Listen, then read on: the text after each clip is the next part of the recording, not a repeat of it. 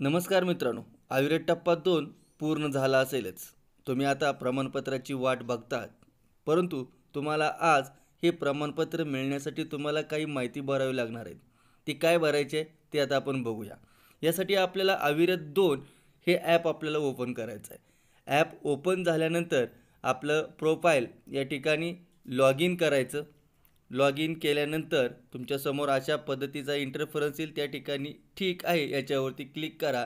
नंतर पहिला टप्पा आणि दुसरा टप्पा या पद्धतीनं आपल्याला या ठिकाणी इंटरफरन्स दिसेल.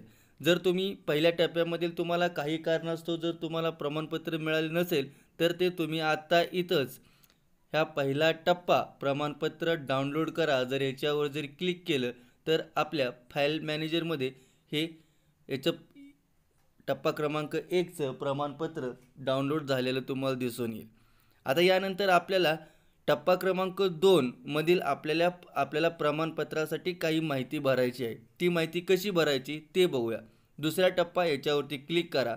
यानंतर अशा पद्धतीचं या ठिकाणी तुम्हाला दिसून येईल. त्यानंतर या 3 डॉटवरती क्लिक करा. यानंतर सर्वात शेवटी प्रोफाईल याच्यावरती क्लिक करा. त्यानंतर आपल्यासमोर अशा पद्धतीची ही विंडो दिसेल.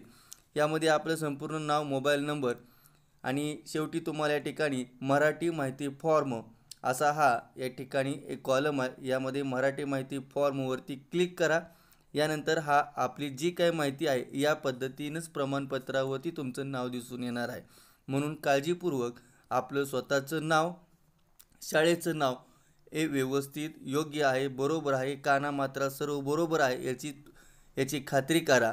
आणि हे सर्व माहिती देवनागरीमध्येच भरायची आहे, म्हणजे मराठीमध्येच भरायची आहे. यासाठी तुम्ही मोबाईलमधील मराठी कीबोर्डचा वापर करून तुम्हाला टाईप करावं लागेल. यासाठी तुम्हाला मराठी गुगल इंडिका हे इनपुट तुम्हाला सॉफ्टवेअर डाउनलोड तुम्हाला करावं लागेल. धन्यवाद. लवकरात लवकर ही माहिती भरा आणि आपल्याला प्रमाणपत्र योग्य करेक्शन माहितीसहित मिळवा. जय हिंद, जय कर्मवीर.